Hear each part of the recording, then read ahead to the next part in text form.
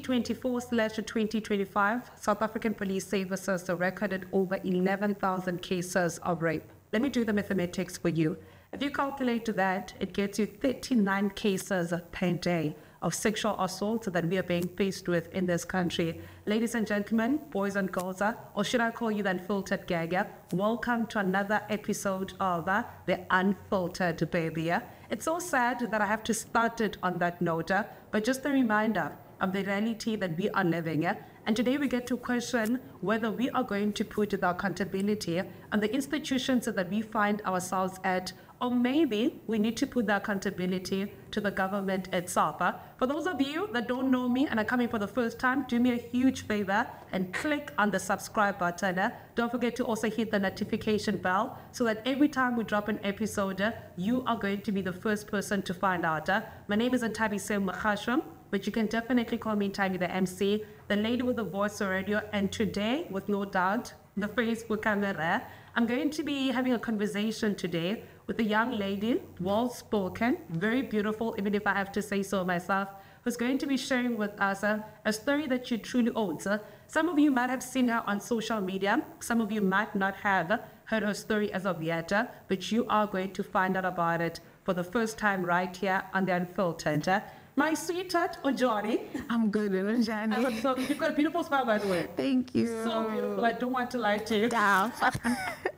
First things first, thank you so much for joining us on the Unfiltered. We truly appreciate it. For those who don't know back on Hope, who is this beautiful lady that I'm sitting with today?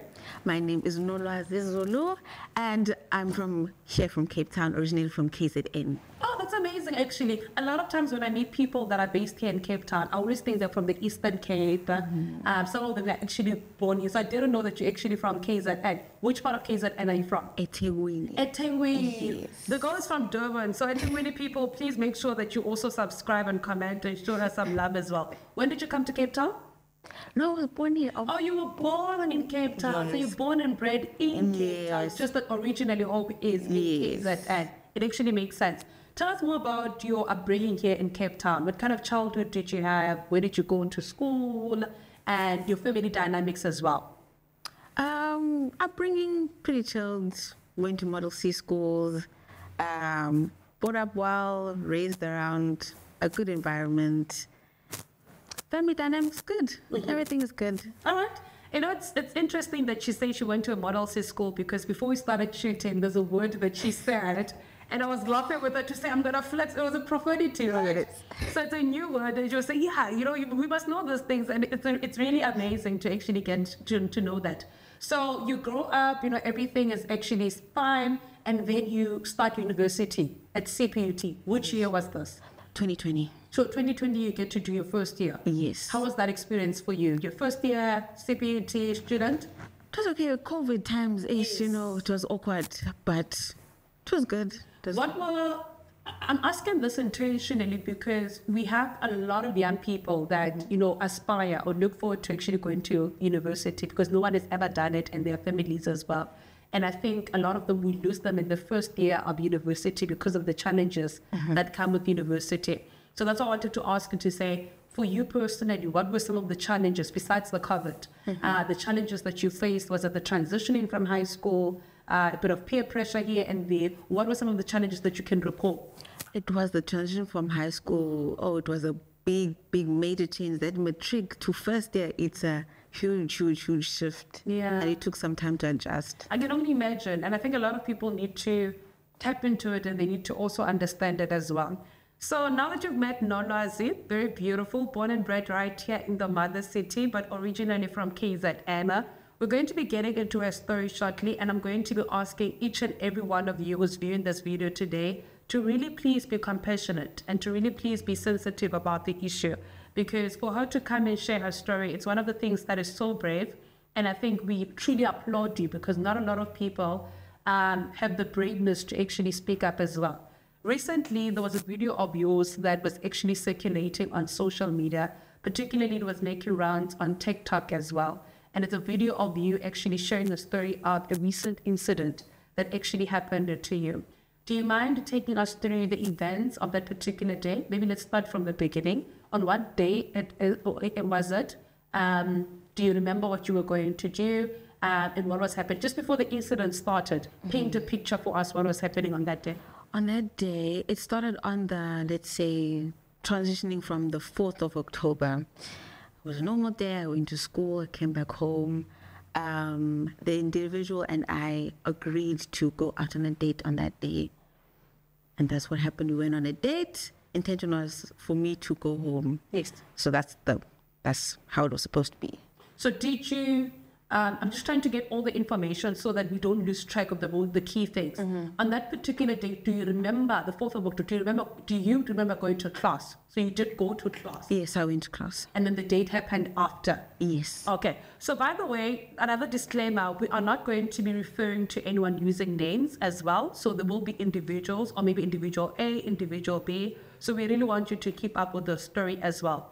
Fine, we go to the date. Do you remember what time this was? It was around, I think, let's say, after 8 at night. Yes. Were you in a relationship with this individual? Yes. Talking stage? Yeah.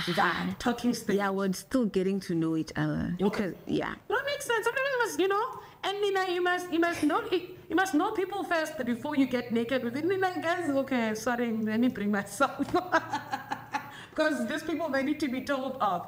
You go on a date with individual A the 4th of October as planned with him because you're getting to know him better as well. Now take us through the incident of the date. When you get to the date, so do you meet with him at the date? He picks me up. Okay, picks you up and then you go to the date. Let's take it from there.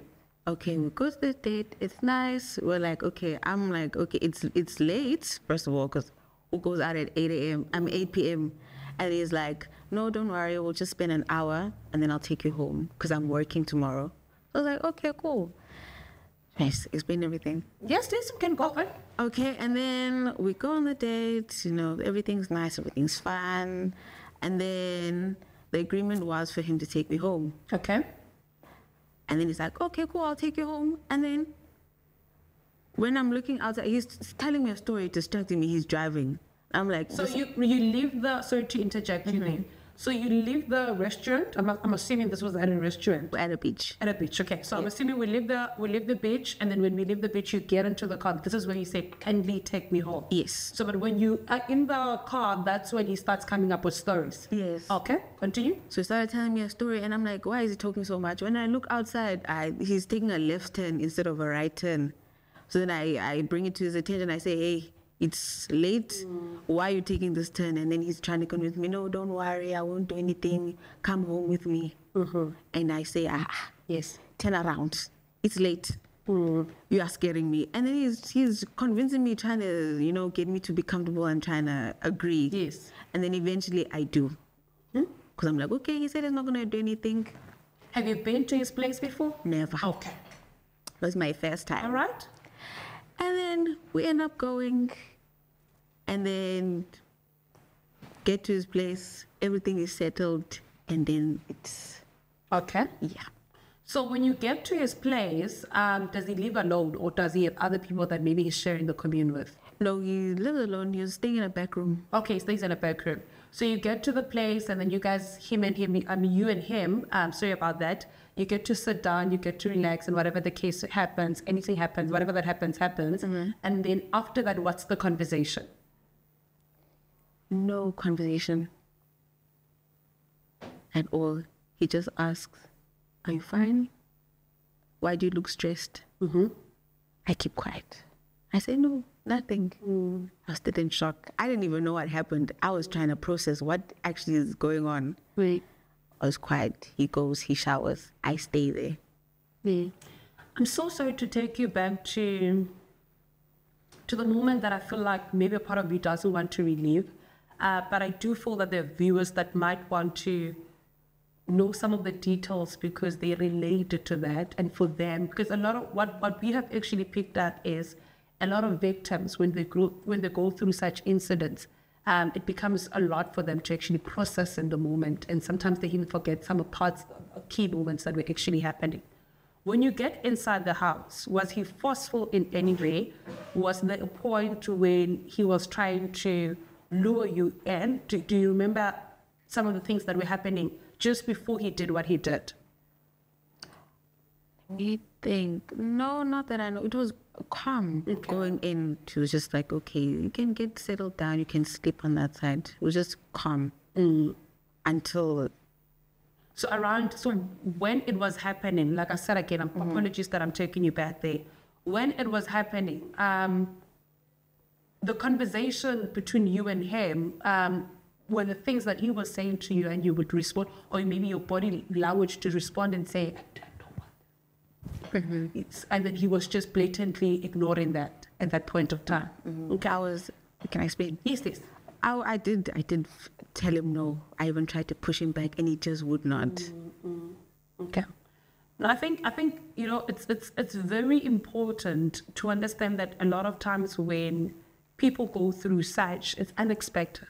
It's something that you never planned for. It's something that you literally in the moment and you're trying to fight off, and literally there's nothing that you can actually do.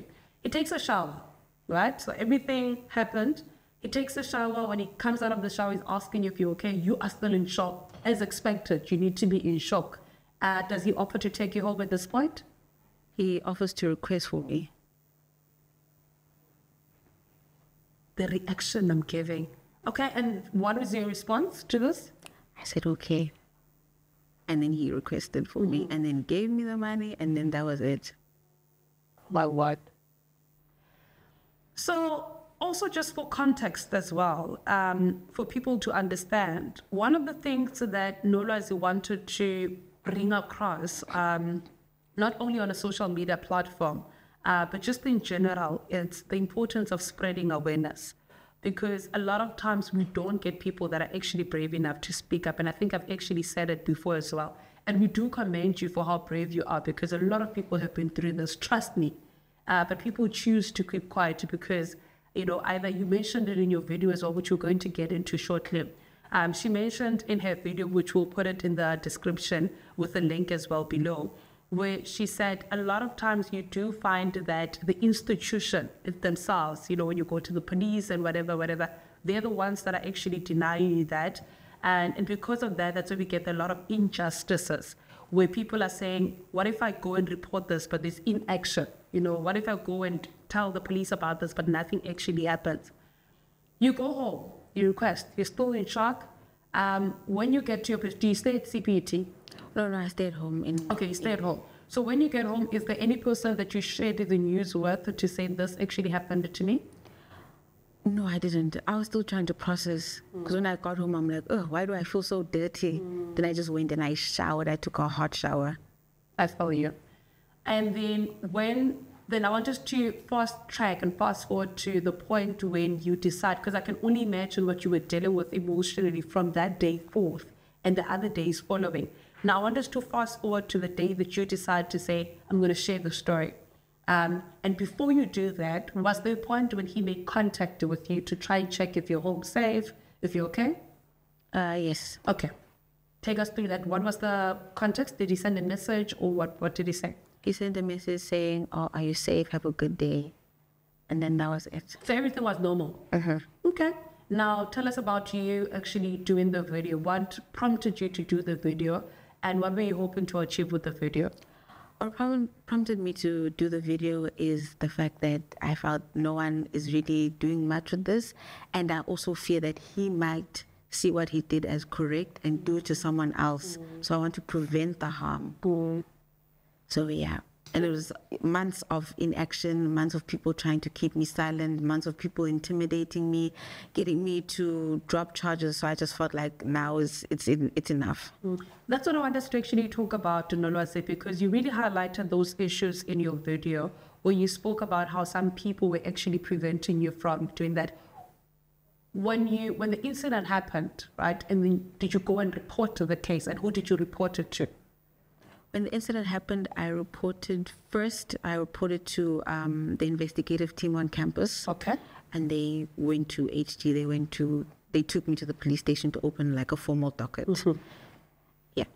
The individual in question, is he also a student at CPUT, or is he an employee at CPUT, or is he affiliated with CPUT in any way? He is a shuttle driver contracted by CPUT. By CPUT. Yes. So that's why you thought going there would make the process actually easier as well. Yes. Now, the follow-up question to that is, who then threatens you? Is it the people that you went to report it to, or is it his friend? Who then threatens you after you reported him? It's his colleagues. And we had a mutual friend who would often relay messages. Mm-hmm. And then even before I went to report, he was like, I told him, because I was like, okay, let me get a different perspective of the situation, because I didn't really want to come to terms with what had happened. Mm. And then he was like, no, don't report it to the police. They're going to lock him up. So which means he knew what happened. And then even after, he's like, no, you need to go to the police station and withdraw the charges. Judging from that statement that the friend actually made, do you think, this is me thinking out loud, by the way, do you think that it might not be his first time actually doing it, or maybe just the circle of friends allegedly? Why I'm asking this, it's because for your friend to easily say to you, don't report him, he'll get arrested.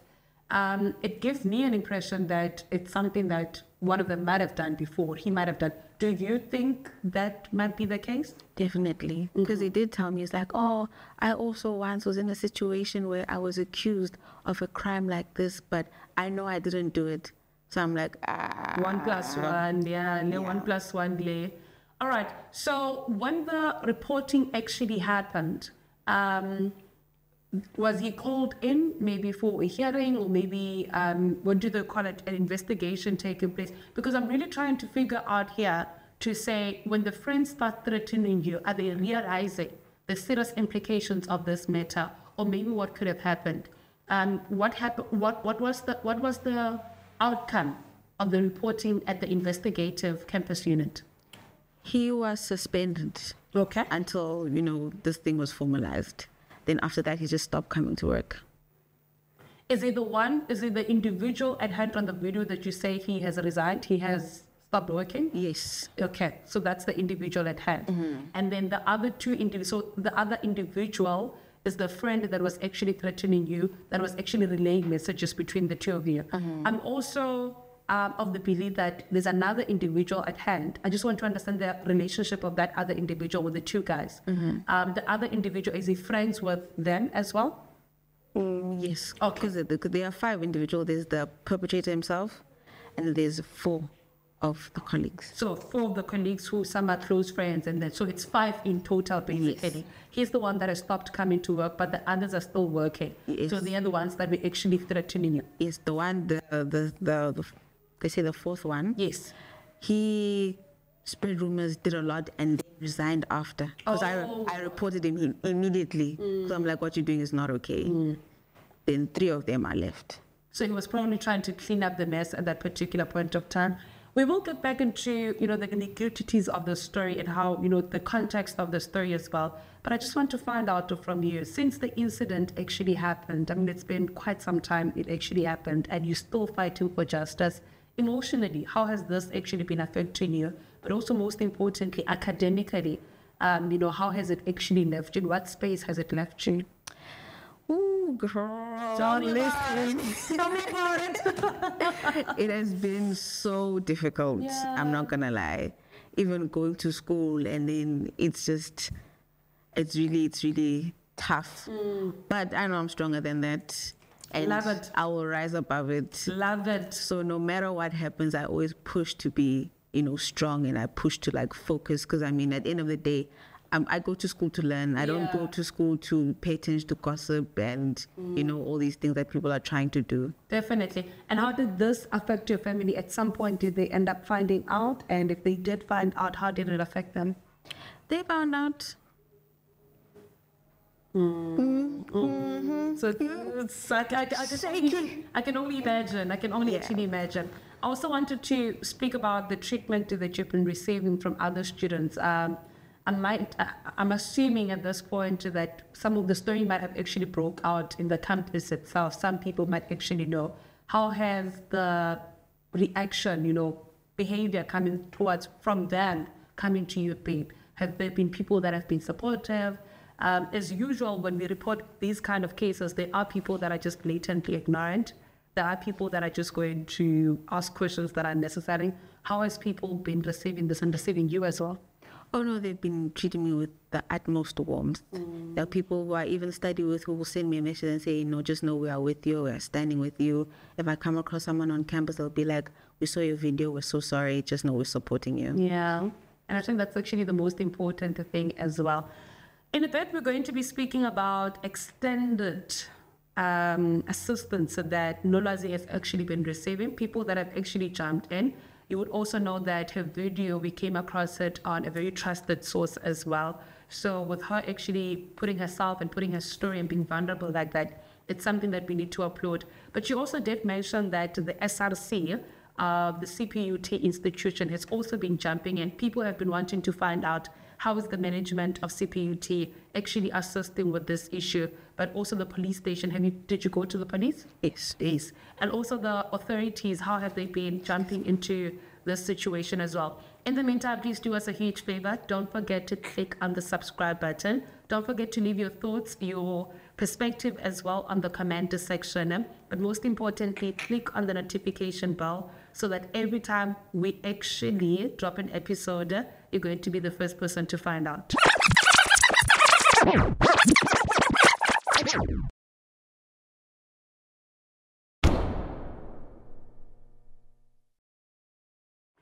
Welcome back, Unfiltered gang, to yet another, I don't want to say exciting, but it is exciting because we are actually grounded breaking and changing the narrative and making sure that people own up to their stories and they share their stories with us. In case you're coming back for the first time and you haven't clicked on the subscribe button, please do that and also click on the notification bell. For everyone else that has already done that, you're officially part of the gang. Don't forget to also comment below to share your emotions. We're still sitting today with Unolazi, beautiful girl born and bred right here in the mother city. But also, again, she's originally from KZN, sharing her story with us. Earlier on, we were speaking about how this has actually affected you and also your family as well, but also academically. And you also told us that people have been very supportive as well. I think one thing that people would love to know from the story as well is that have you gotten in contact with the police? And, have you got any kind of update from the police or things like that? Yes, I'm in contact with them, but just kind of now waiting. Okay, which actually makes sense. I also want us to look into the support that the SRC has actually been offering as well, because I do understand that there are people that have been trying to come in and do their best to actually assist. What was the conversation with the SRC at CPUT, and have they been offering you any kind of support? Yes, they have. I met with someone yesterday and they said they're going to take all the, they wrote down everything I said and they're going to take it higher up. I've met with someone else who also, he's a HOD resident, so he helped me as well push it further. Another SRC member also informed the VC of what happened. So the VC of CPUT is well aware of the matter? Yes. All right. Do you think that your incident... and I'm just asking this, I know some people might think it's ignorant, but do you think that it's one of too many cases that are happening in university institutions, just that people are scared to talk about it? Oh, definitely. Yeah. Definitely. Which leads me to my follow-up question. What do you think makes people scared to actually come out and be brave and speak about these issues? Where do you think we are falling short as a system, as a country, ourselves? There's many flaws here, and I think it's a systemic issue that makes people afraid to speak out. And most survivors, they even question themselves, or say like, what did I do for this to happen to me? Other people think, oh, did this really actually happen? Some people downplay it. They say, oh no, this is how sex is supposed to happen. So I think that's the wider issue. And which also leads me to us, speaking about how, how do you think we need to then advocate for it? Because I know one of the ways that you were advocating for this issue, speaking up about it, right? But do you think there are other ways of trying to also empower victims of such incidents to actually speak up? Or maybe we just need to fix the system on its own. What do you think? Hey, fixing the system was a bit of a stretch because, there's too many flaws. Yeah. But I feel like the more people who speak up, then that encourages others to also, come forward with their stories. And then it allows people to feel seen and heard. When people are seen and heard, then that's how change happens, is the moment people speak up and they're like, no, there's too much of a in here, let's change it. Exactly. Nolozi, when your video, we're going to get actually one of the guest hosts to also jump in shortly. But before that, on your video that you actually put out there, which totally, I commend you. I feel like you were so brave for that. I'll always give you your flowers for that. Obviously, as expected, we live in a very controversial and opinionated society where freedom of speech is one of the rights that people actually have. There was a bit of backlash that you received from people. There were comments that, for me personally, were a bit offish there. How did that actually make you feel? And how are you dealing with people that are choosing to blatantly just ignore the truth right in front of their eyes? I was prepared for the backlash, I don't want to lie. In situations like these, not everyone is going to side with the victim, and that's normal, so I was prepared. There were people saying outrageous things, and I was just like, I know my truth, I know my story, I've got facts, I've got receipts, I've got everything, and I'm grounded in the things that I'm saying. And I'm so glad you are. Now, what would you like to say to people that were very positive? I know there were people that were just coming out there, people that were saying, no matter what, we will stand with you. We're proud of you for actually speaking up. Now, for those people that are actually holding your hand and willing to hold your hand, what would you like to say to them?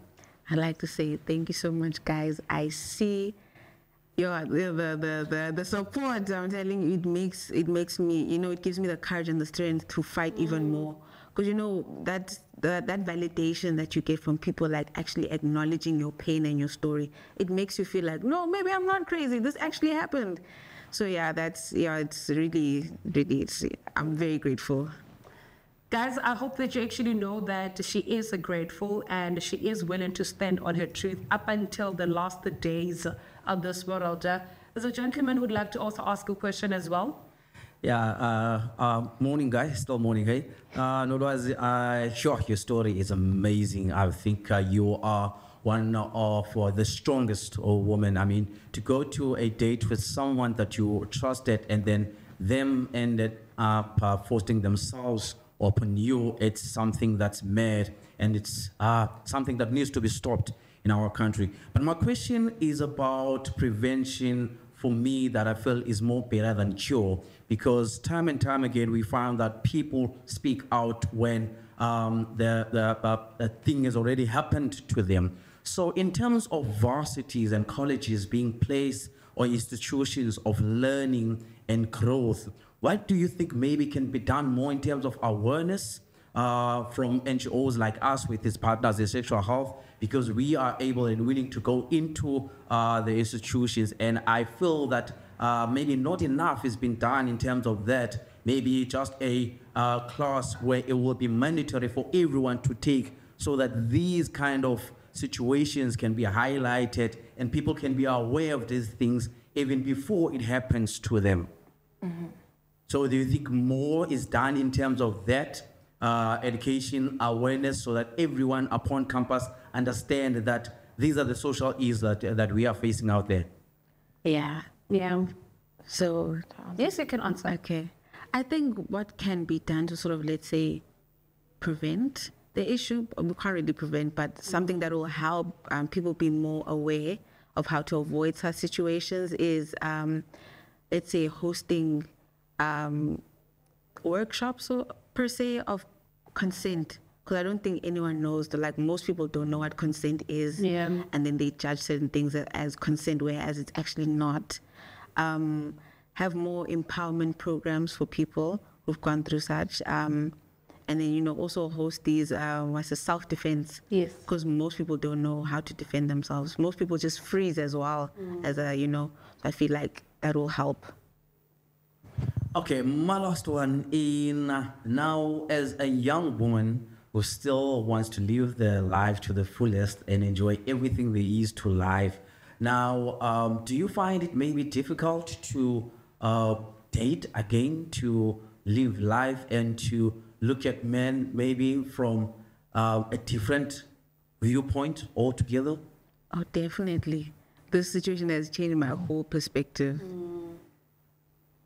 And it's interesting that he's asking that question, because a lot of times people don't realize the long-term implications of such incidents. And I remember in one of the shows that we were actually doing on radio, we were speaking about something called sexual trauma, where you find that a lot of victims of what had actually occurred, it's a bit difficult for them to also just be fully active and participate in activities of sexual activities going forth, because this, it affects you psychologically, it affects you emotionally as well. It affects you physically. I think every aspect of your life is actually physically affected. And maybe that's the question that we need to pose as well, to say, after the incident occurred or during the whole thing of trying to sort out the incident, have you went to therapy? Have you considered counseling? Is there anyone that has actually offered that, or should we look into organizing that for you? Look into organizing for Yeah. me, please come. Just, we'll keep. Yeah. So I do think that we need to organize therapy, some sort of therapy for you. I do think we need to organize counseling for you, because we can't take it lightly, especially because you've taken a big step of saying, I want to talk about it. So the least that you could do is also just have a safe space where the person you can confide in this person. It's more than just us and the Unfiltered gang. And I think it's also just going to be more than you and the other people that are trying to assist as well. You are just going to be present in the moment as well. So with that being said, we're not going to close out the conversation as yet. We are going to be getting her in touch with probono.org. You would know probono.org from the Legal Wednesdays that we do on PSH Radio, and they are going to be looking into the matter, and we are hoping for nothing but positive outcomes that are going to actually come out of the whole situation. What would be the end goal for you? What would be the one thing that when you wake up and you say, I fought a good fight and I'm done? What would have happened? What would you like to achieve as an end goal? I would like to see the perpetrator arrested, and also all those who intimidate me, they must suffer the consequences of their actions, because what they did is not okay. I totally actually do agree with you as well. For people that are in power, for people that can actually move things around to make that happen, but sometimes there's a bit of delay here and there. If you're watching this video right now, what message would you like to say to them? You can look at the camera and someone has the power to give you exactly what you want. What would you like to say to them? You can even start by saying, Unamzani, Namela Booty. Mamela Futuani. I don't have much. I'm just asking. What do I say? Yes, just think about it. Take your time, think about it. Because a part of me really does believe that this episode, you've given so much context and you've raised so much awareness. And this episode can be able to reach people that know people that know people, and the change can be done. And remember, you're not only doing it for yourself, but you're doing it for those that were actually silenced as well. So just think about it, take a moment to breathe, and say it from your heart. Or say what I want them to do. Okay, child, let me just gather myself. Gather yourself together. Put yourself together. What I'd like to say is that no one would just randomly wake up one day and decide to make a false accusation. I feel like all victims should be believed and all victims should be fought for in a correct manner. No intimidation, no amount of harassment should ever shake someone from telling their truth. And with the right support and with the right amount of fight, people should always try and do the right thing. And it shouldn't be a matter of how many connections does someone have. All victims should be supported, always. Well done. Nona Zubaida, you have been amazing, like they actually said. But above and beyond everything, I just want to commend you for your strength. And I just want you to know that you've planted a seed of a change that is about to happen. Never for a day think that what you did is actually a mistake. What you're doing is actually a mistake. You're fighting battles of so many people that don't know how to actually speak up as well. And we do believe that, at the end of the day, there will be some sort of assistance that is going to come out. You're in our thoughts, you're in our heart, you're in our prayers as well. And we love you so much, and may you continue to grow to be a beautiful young lady, abundance and joy all over your life as well. Thank you so much for joining us today. Thank you so much for having me. It's a pleasure. Ladies and gentlemen, Unfiltered Gang, there you have it. That is the story of Nolwazi. If you do know anyone that would like to jump into the situation and, of course, assist her, please do make sure that you get in contact with us on the number on screen here. and we'll make sure that the assistance is also just where it goes, or rather, we'll make sure that assistance actually goes to her. As partners in sexual health, we are very determined to make sure that the youth are protected. We need to make sure that when it comes to the youth, that nothing ever goes wrong, because they are literally the future of this country right here. And we can't afford to have these kind of issues just going on and on and on. When we started with the podcast today, we mentioned that in the last quarter of 2024 and 2025, the SAPS recorded over 11,000 cases of rape.